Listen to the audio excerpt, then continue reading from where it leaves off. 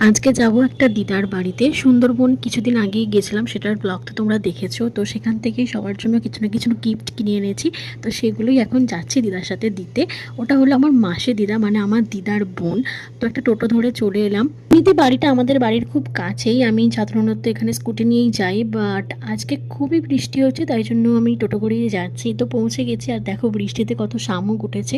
আর বাড়ি পৌঁছে গেছি, ভাইয়ের জন্য একটা পেনদানি আর পেন স্ট্যান্ড এনেছিলাম, মানে বুক স্ট্যান্ড।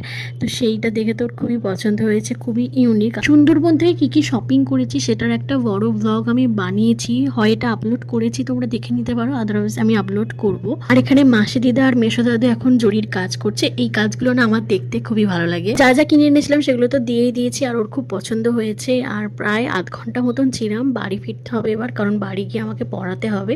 তাই টোটো করে আবার চলে এলাম বাড়ি। আর এই ছিল আজকের ছোট্ট সা মিনি ব্লগ। দেখা হচ্ছে নেক্সট ভিডিওতে। টাটা।